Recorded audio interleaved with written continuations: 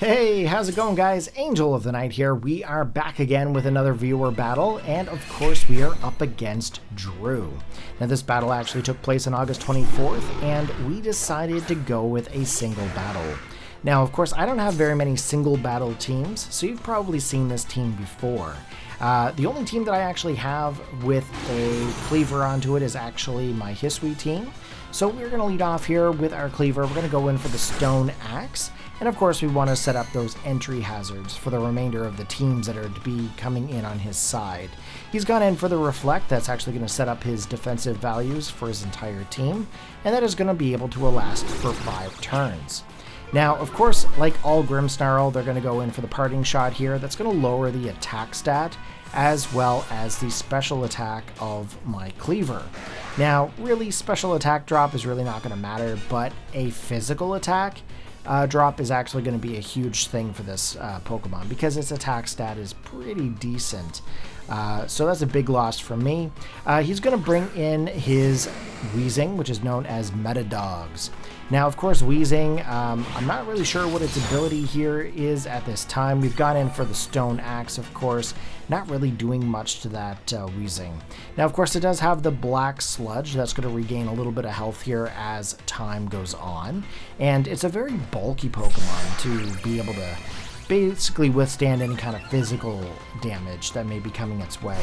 So we're going to go in with the Swords Dance here. That's going to boost up our physical attack. And of course, he's going to go in for the Toxic, which is actually going to poison my Kleavor. Now, as you guys can see, the Black Sludge is actually going to regain health as time goes on, as my health goes down from the poison. Now, really and truly at this point, there's really not a whole lot that Kleavor can do unless that Swords Dance actually put me back up to normal stats. As you can see, the Stone Axe doesn't really do a whole lot of damage. So he ends up going in for the Acid Spray, and that's actually going to drop our special defense drastically, which is not going to be good, especially if they end up going in for like a Sludge Bomb or like a Fire Blast or any kind of special based move that Weezing can do nowadays. I'm not really sure what most people run on Weezing nowadays.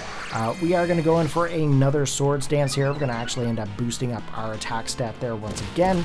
They're going to go in for the Pain Split. Now, really, Pain Split doesn't really do anything here because, I mean, my HP is not really higher than Weezing at this time, so it doesn't really make sense to me, but might make sense if I actually done more damage to his Weezing that turn. Now, of course, we're going to go in for the Stone Axe. That actually does quite a bit of damage this turn, and there it is, guys. There's the Heat Wave. So, I've actually never seen a Heat Wave onto Weezing before. That's definitely something that's unusual, something that's a little bit unnatural to me.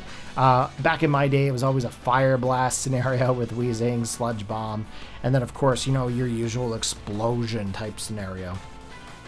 Or if you're like me, I like to tend to usually go with like a Smoke Screen or something like that. Pain Split's always a big deal as well. We come in here with the Hisui Arcanine. Now, of course, the only option that I can decide on is the Head Smash here, just in case they decided to swap out that Weezing. Unfortunately, it's not going to be able to survive. It is going to be able to knock out and pick up the KO, which is pretty fantastic. And then, of course, we await to see what the next Pokemon will be on Drew's side. Now, this Hisui Arcanine is actually probably one of my favorite movesets for Hisui Arcanine.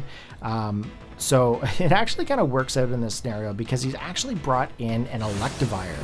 So we're actually going to go for the Head Smash here again. That actually does a ton of damage to that Electivire. And then his Electivire goes in for Bulk Up, which I've never seen a Bulk Up Electivire before, which I'm not really sure how to take that moveset, because quite honest, because I mean, it actually kind of makes sense. If you can get some decent defensive values onto that Electivire, it'd be a good way to get your attack stat back up. Unfortunately, it didn't really work in this scenario because I do have that Arcanine out, and I mean, that Head Smash was pretty deadly. So we actually picked up the KO. Electivire is down and out, and then of course we have the Grimmsnarl coming back into play.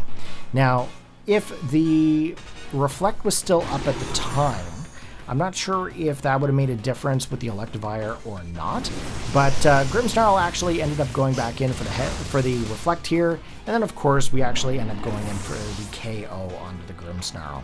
Now, that was not a Head Smash in that situation. That was a Raging Fury. which is, if I'm not mistaken, the equivalent of Outrage the dragon type Pokemon end up using. So this should hit multiple times in a row, and then of course it does lock you in, and then you're confused once you're actually finished your Outrage scenario. So we await the next Pokemon coming in. It looks like it's going to be Baxcalibur, and unfortunately for me, I am locked in to a fire type move, completely forgetting about the whole thermal exchange situation. To be honest, I actually ended up forgetting about the whole Baxcalibur scenario. So he actually survives, which is pretty fantastic for him. He gets the boost, and then of course Glaive Rush comes in, and that is the best move you can possibly have onto your Baxcalibur. It is one of my favorite dragon moves. I'm pretty pumped up over seeing that here in this match. Now of course we've got 2 Pokemon out on our side, he's got 3, and then of course we're coming in with our Samurott. Now this Samurott is actually one of my favorite Pokemon on this team. I actually never really used Samurott, but as soon as Pokemon Legends Arceus come out, I had to use this Pokemon just because of the whole typing scenario. I thought it was pretty interesting to have, plus I mean, it does have a very wide spread of moves, which is pretty neat. Plus as well with that whole Ceaseless Edge, you can actually set up some more entry hazards as well. But we end up picking up the KO onto the Baxcalibur here, and it actually kind of worked out in our favor that we actually had the Sacred Sword, so big advantage there due to typing.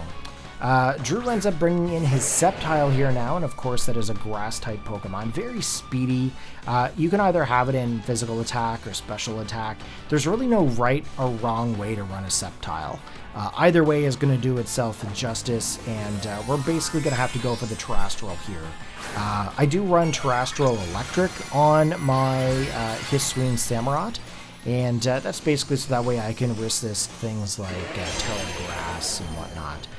So we end up going in here for the Terrestrial. He goes in for the Swords Dance to boost up his Sceptile. I'm not really sure the Swords Dance was really required, but we go for the Ceaseless Edge. That's going to set up a layer of spikes around the opposing team.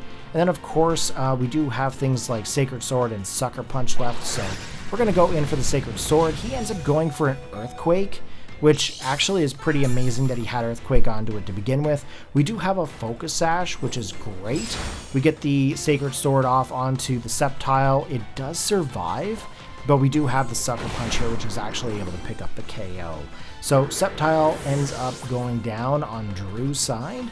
And of course there is one final Pokemon remaining on Drew's team. And it looks like that is going to be Arcanine itself. I know I said that really weird. I've done like several commentaries here tonight.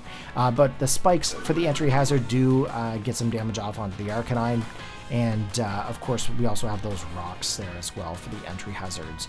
So we know we're going to go out in the first matchup against this Arcanine, and of course the extreme speed basically prioritizes itself over every other move.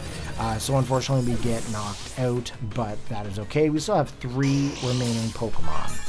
Now, it looks like his Arcanine has a little bit of leftovers there, probably some leftover Chinese food. Let's face it, if I said Thai, there's never any leftover Thai food. So in comes the Hisui Braviary, and I'll be honest with you, this form is beautiful. I love the shiny form. It's actually one of my favorites. We're going to end up going in for the Esper Wing here. I was hoping to be able to pick up the KO, but it looks like this Arcanine has revealed that it has Morning Sun. So that's telling me that it actually has a little bit more of a defensive stat, more so than the attacking stat. So it actually does survive quite well. It does have Reflect that just worn off, and that could also tell me that those stats were actually due to the boost in the Reflect. There's the Flame Charge, of course, that is going to boost up the speed of the Arcanine. Esper Wing didn't really do anything here at this point. I'm kind of thinking to myself, am I just kind of winging it?